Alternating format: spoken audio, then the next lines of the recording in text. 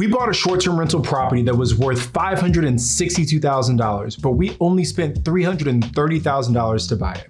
And in this video, we're going to share the strategy we use to find that amazing deal so you can go out and buy your next short-term rental for pennies on the dollar.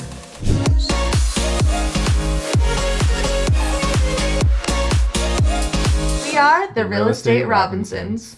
Hey everyone, if this is your first time here, I'm Tony. I'm Sarah. And we are real estate investors who quit our day jobs by investing in short-term rentals, and we're here to show you how you can do the same. So usually on our channel, we talk a lot about setting up your short-term rentals and how to manage them on a daily basis and how to make more money with your properties and more things like that. Woo! More money,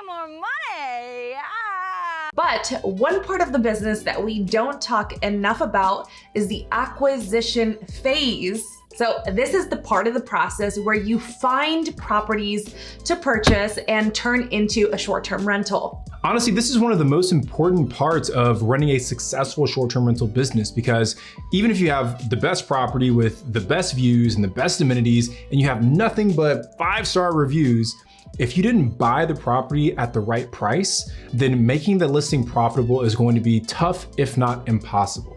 Now, we've got an almost 30-minute video about analyzing short-term rentals, and we'll link to that in the description. But what we want to focus on today is how you can find good, really good deals that turn into cash flowing short-term rentals for yourself and for your business. So we're gonna share a strategy that we've used to find properties at heavily discounted prices. And the goal is that by the end of this video, you've got enough information and confidence to go out and try this strategy on your own. And the good thing is, no matter where we're at in the market cycle, this strategy is pretty much gonna always work. People have been using this strategy literally forever, and it's a tried and true method for finding amazing deals. Now, last, be sure to listen until the very end of the video, because we're going to share 3 keys, major key alert, that you need to implement to make sure you're successful with this strategy. All right, now let's start off by talking about the traditional way that pretty much every new investor finds their deals, and that's by looking through the MLS. Now, for those of you that don't know, the MLS stands for Multiple Listing Service. And basically it's just an online collection of houses that are currently listed for sale, both by agents, and some of those are listed directly by the property owners themselves. Now, technically, you need to be an agent to access the MLS, but today sites like Zillow and Redfin pretty much give you all the same listings you'd see on the MLS. So what that means is that any person at any time can check literally any city across the United States and see what houses are for sale. Now, and this is where most new investors start looking for deals, because it's 1000% the easiest way to do it. You download an app, and you immediately have access to thousands of potential properties that you can buy and eventually turn into your short-term rental. And it's kind of fun just to scroll. And it's kind of fun. You ever tried that? It's fun. So that's the upside. It's easy to access, but that's also the downside of the MLS. Because it's so easy to access, it means that literally anyone with a pulse and an internet connection is looking at the same deals as you are. And naturally that leads to more competition, right? More eyes means more competition. But again, the purpose of this video is to show you a way other than the MLS to find good deals. But first, let me ask you a question, or let us ask you a question, right? Have you ever wondered how these properties actually end up on the MLS? So let's talk about this process in a little bit more detail. First, there has to be some kind of connection between the person who's selling the property and the real estate agent that's going to list the property. And oftentimes, the connection is sparked by the agent. So agents will reach out to homeowners and see if they have any interest in selling their homes. Like we've had like agents come like door knock and say like, hey, I just sold the house next door if you guys want to sell your house, right? And then that's what agents do, right? They'll door knock, they'll cold call, they'll send out mail pieces, and they'll even get those like little bench ads at the bus stops or those big billboards on the side of the highway. Agents pretty much do whatever they can to get in front of people that might want to sell their homes. Now, once the agent finds a homeowner that's like actually willing to sell their house, the agent then turns around and lists that property in the MLS, which again puts it on sites like Zillow and Redfin or Trulia or whatever site you use. Then once the property is listed, the agent does all the work of, finding the buyer, managing negotiations, and eventually, hopefully selling that property at a profit for the seller. And that's where you come in as the investor. So you see the property while you're scrolling through Zillow, and either you or your agent reaches out to the listing agent to start the buying process. Once the sale closes, the agents take a commission that's usually between like 1 and 3% of the purchase price. And 1% is like if you know the agent and they're like giving you a steal. Your homies, right? yeah. And that's literally the process that millions of people have used to buy, not just their investment properties, but literally every single property, across the United States. And it'll probably be a long time before it stops being the predominant way that people buy houses and sell houses in general. Now, the MLS is a great way, again, to find properties because it's honestly a pretty straightforward process and it's pretty simple. But again, the MLS is also one of the more challenging ways to find your short-term rental investment property because more often than not, you're paying retail prices for that property. And again, the goal of this video is to buy properties for pennies on the dollar. So let's talk about the ways that we've done this in our business. Oh, my stomach.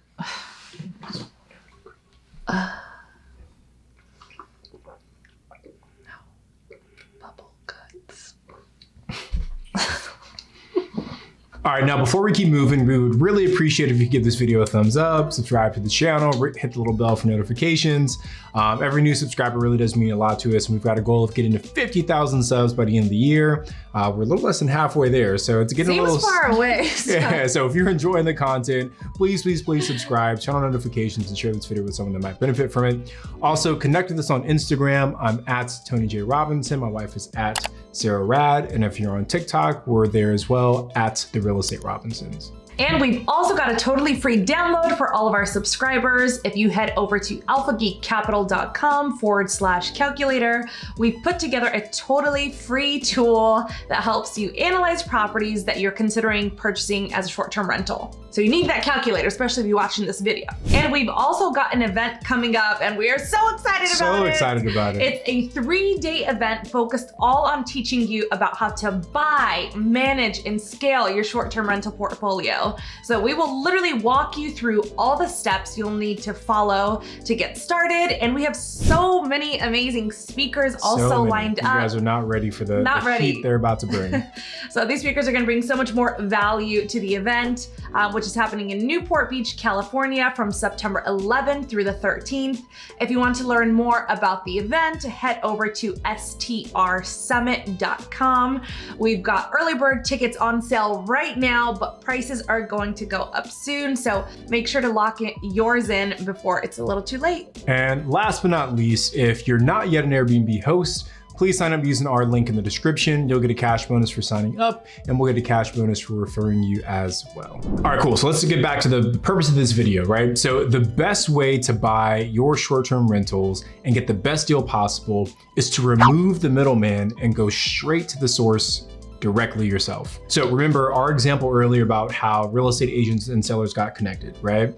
Oftentimes it's the agent that's using all of these different tactics to find motivated homeowners who are ready to sell their houses. Well, if you want the best deal possible, then you have to be the person that's going directly to the seller, not the agent. And basically, you can use the same strategies and tactics that agents are using to find those homeowners.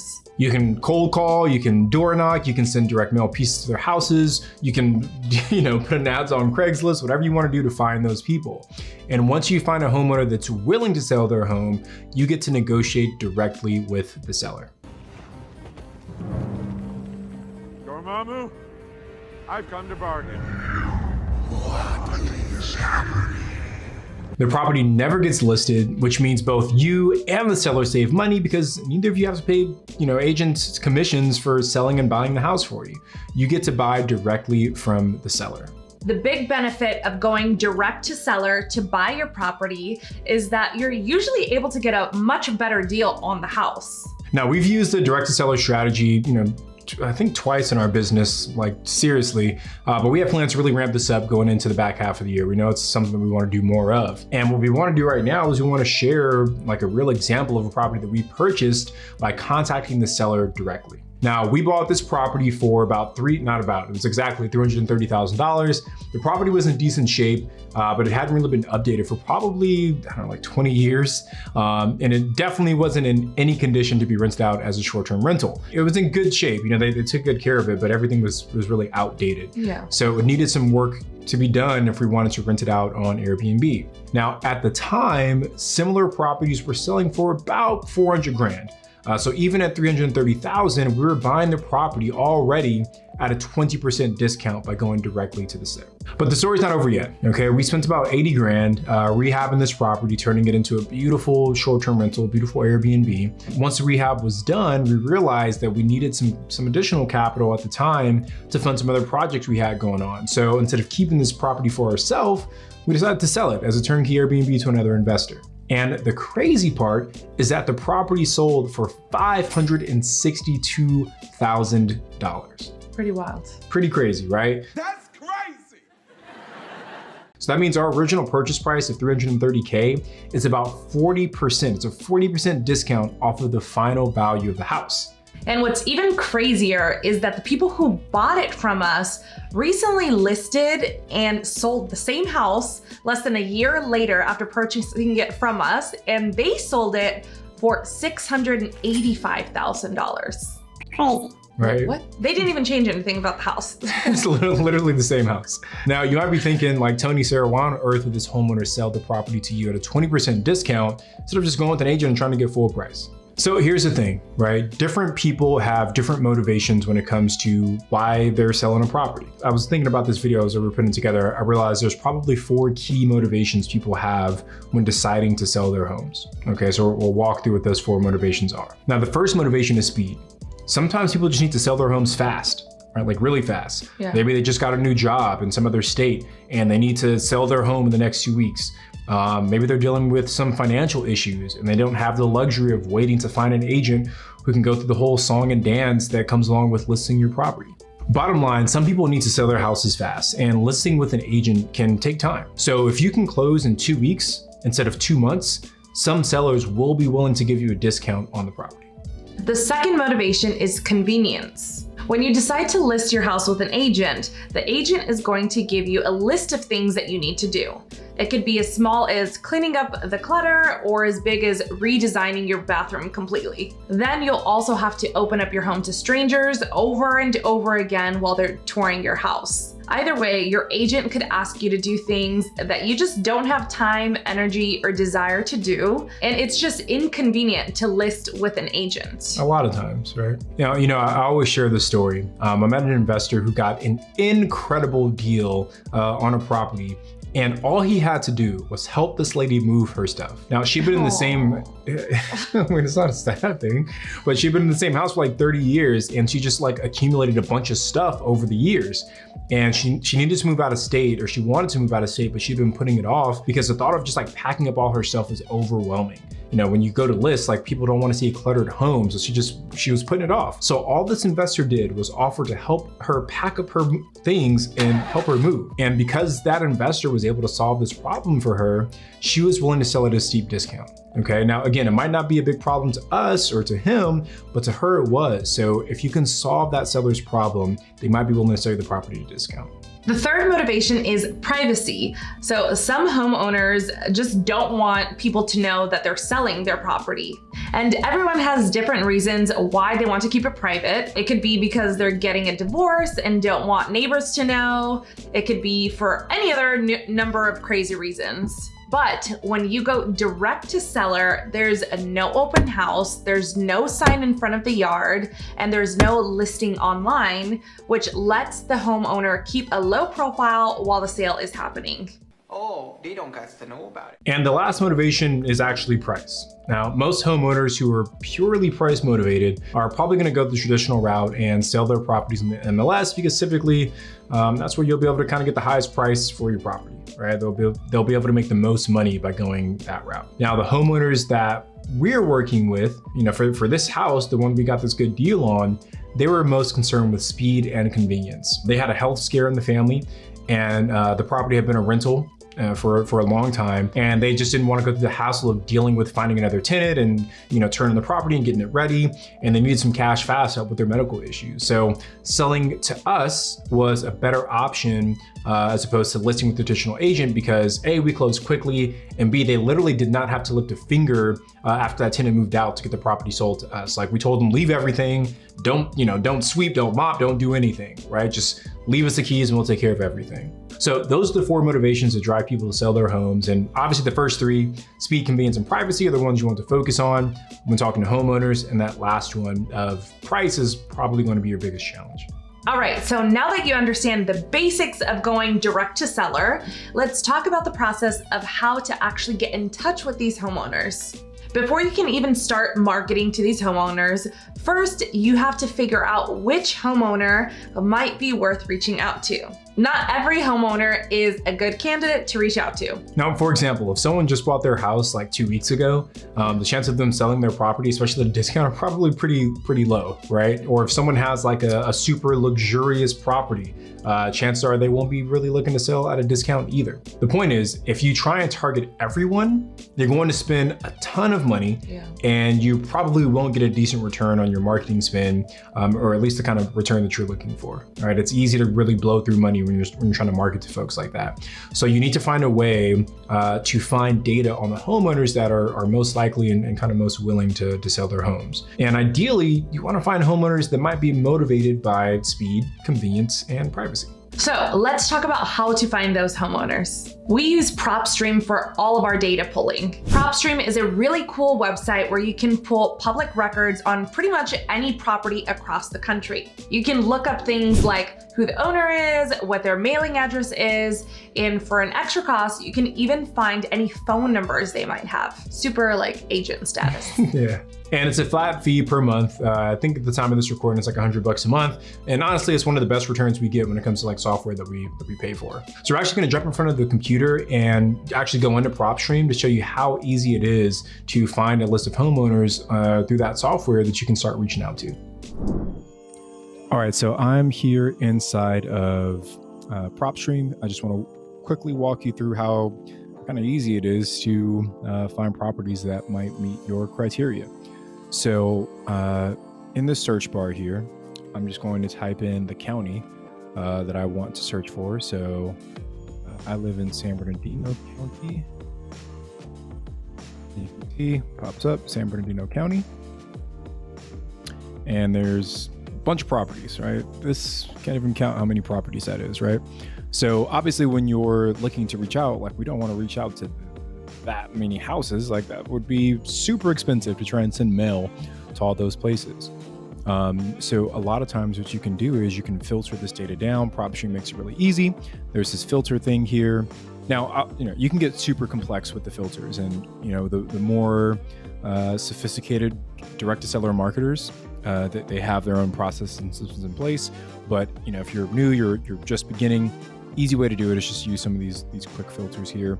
And they also have these quick list choices to make it even easier for you. So if there's a property that has tax liens or any kind of liens against it, it'll show here. So you can see that number went down from it was like 800,000 down to 47,000. If you want to look at pre-foreclosures, there's a list for that. So even smaller list, there's 1,200 pre-foreclosures in this market. Auctions, and whatever, it'll load. Bank owned. So there's all these different filters that you can use to kind of see what properties may or may not pop up. So, some of the common ones that you'll see people use and that we've kind of used in the past are the liens, right? So a property that has some kind of lien against it might mean that owner might be more willing to pay because they're in some kind of financial distress, potentially. We've also looked at pre-foreclosures, right? Properties that are about to be foreclosed on. Those homeowners obviously have a big motivation to want to sell. We'll look at tired landlords. And tired landlords is just like a non-owner occupied property that's been owned for some duration of time. So it basically just means that I own the property, but I don't live there, which means I'm a landlord and I've had the property for a while. And a lot of investors, if you own the wrong property for a long enough amount of time, you might be willing to sell it. And then failed listings is another one that we've toyed around with as well. These are properties that were listed on the MLS, but for whatever reason didn't sell. So all of these are cool, quick list choices you can use. And once you have one, so I'm just going to go with I'll go with it was pre-foreclosures was a smaller list. Okay, cool. So I filtered this down. So I'm looking just at this county, just the pre-foreclosures. And I can see all these properties here. And like, I'm just gonna click into one property. So here's one on Antelope. And I can see that it gives you like all of the owner's information as you go through that, okay? So if you check all of these, so it says, 1,200 selected. I'm gonna go to add to list. I'm gonna create a new one. This one I'm gonna call YouTube video list. Save. And it'll take a second to think here.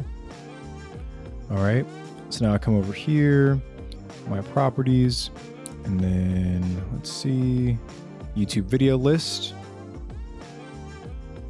And here's all those properties. They're the addresses, the cities, but then over here it has the owner's information, their mailing address, and now I can take all of these addresses for the owners and I can start reaching out to them via mail to say something like, hey, I see your house, I'd love to purchase it from you. But that's just a quick rundown of how PropStream works, how easy it is to find the owner's information and reach out to them with an offer to purchase their home. All right, hopefully that brief walkthrough of PropStream was helpful. And again, I just want to point out how the filters that I showed you on PropStream relate to those motivations that we talked about earlier. Do you think someone who's facing pre-foreclosure would value someone who can purchase their home quickly? Or maybe that person would value some privacy during that difficult time? Or what about the tired landlord, right? Maybe they don't want to deal with the tenants anymore, or maybe getting the property ready for that next person to move in. It's just too much of a hassle, right? Do you think they might be willing to sell at a discount to be able to sell the property without lifting a finger? I feel like we've met and dealt with people of all those situations. Totally, it's a really real thing. Being a real estate investor isn't for everyone. It's not gonna be easy, it's gonna be really hard.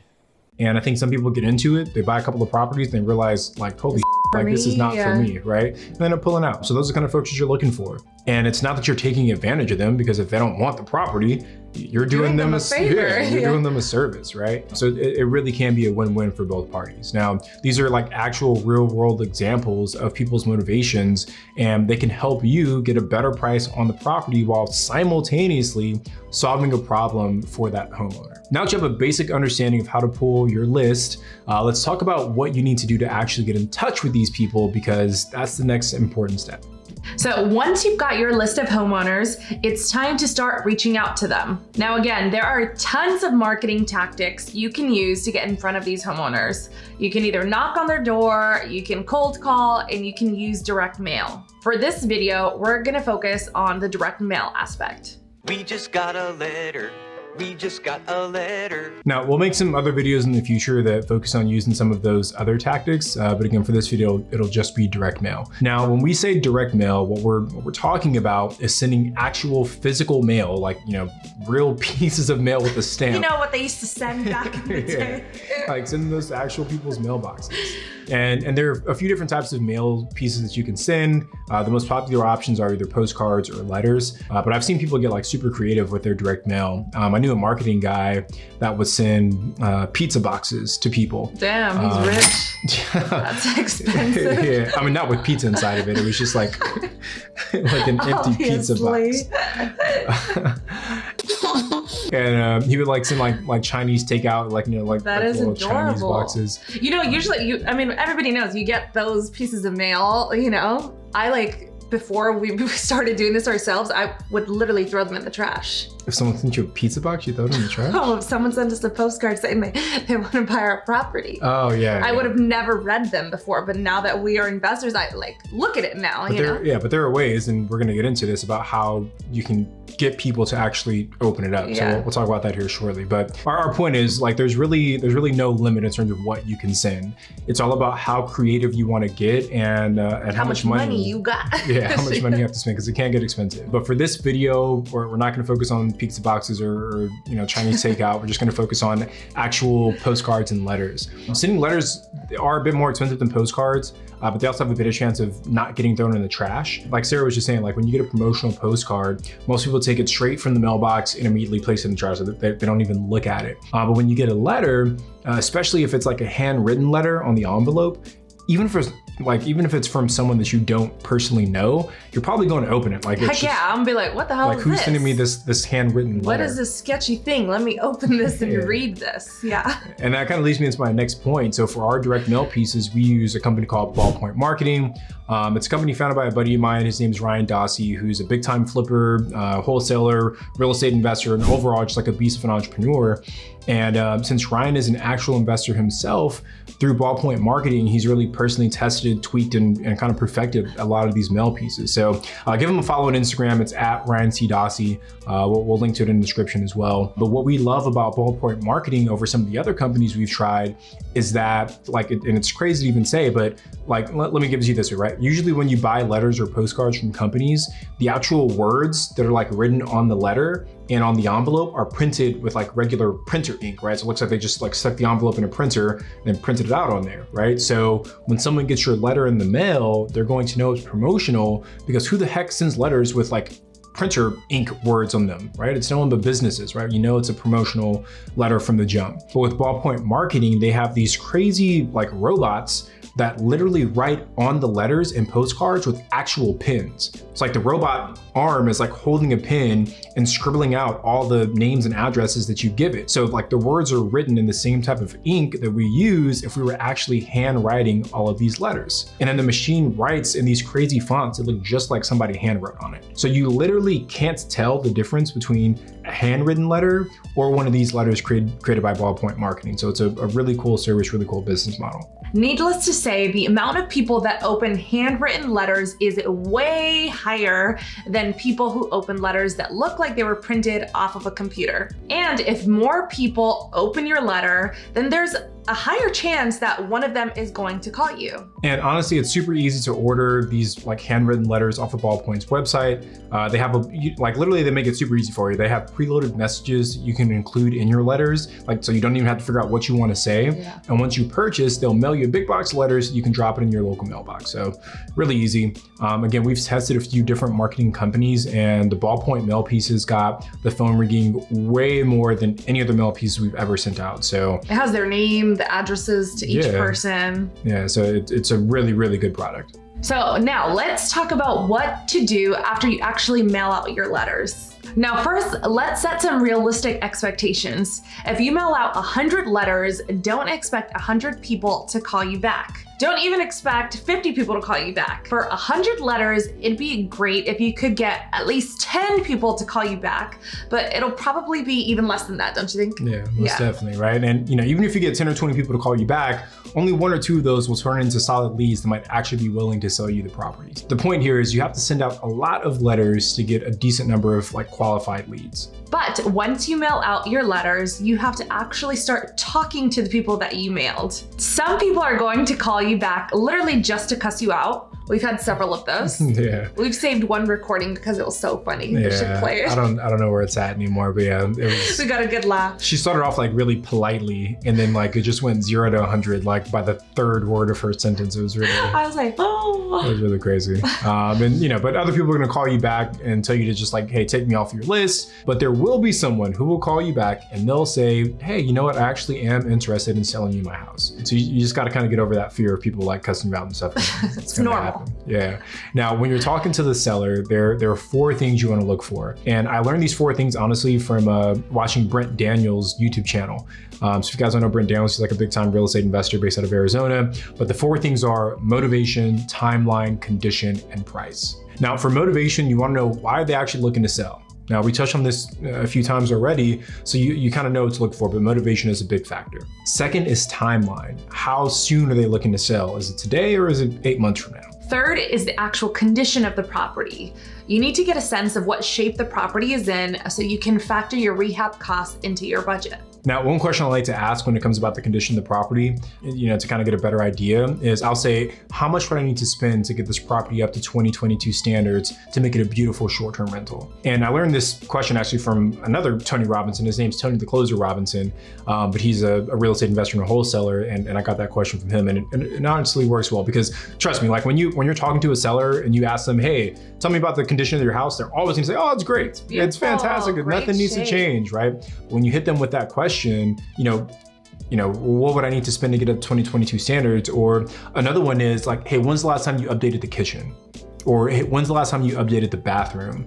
And those kind of questions will give you a good sense because they say, hey, nothing needs to change, but they haven't updated the kitchen and the bathrooms in 2 decades. There's a disconnect there, and you can politely point that out to them. And the last thing you need to figure out is pricing. What price do they want for the property? Now, once you have those 4 things, you'll be able to determine, for the most part, whether or not this is a solid lead that you actually want to spend some more time with, or whether it's not worth your time. If they're a good lead, then try to set up a date and time for you to see the property in person. From there, hopefully you can negotiate and get the deal closed at a solid price. There's a lot of smaller steps that go into this, but we literally use this exact same process to find 2 amazing off-market deals. So we know it works. Now, before we wrap up, there's one last thing we want to go over that we want to touch on, and those are the 3 keys of success when it comes to going direct to seller. Now, the first key is confidence. Now, we talked about this a little bit already, but you have to change your mindset and realize that the homeowner is not doing you a favor by selling you their house. Now, remember our example about the lady who needed help moving?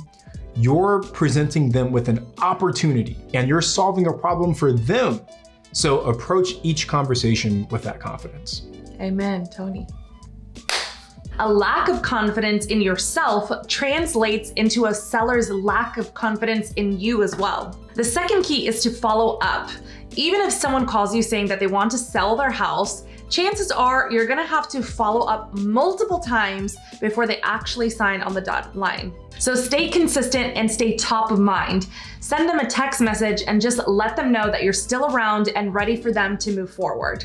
The third key is to build rapport. Now, at the end of the day, going direct to seller is kind of a sales process, right? Not kind of, it is a sales process. And a big part of being successful in sales is to have some rapport between you and the other person. So don't make every conversation so transactional. Be a little bit more conversational, open up with them a bit, and get them to open up. It'll make the whole process so much smoother and more comfortable and more enjoyable for everyone if there's a little bit of a rapport built up there. So there you have it. That's the strategy that we've used to buy short-term rentals at a major discount. If you have any follow-up questions, please drop a comment below and we will do our best to answer it. But yeah, we appreciate you guys hanging out with us today. So I'm Tony. I'm Sarah. And we are the Real Estate Robinsons.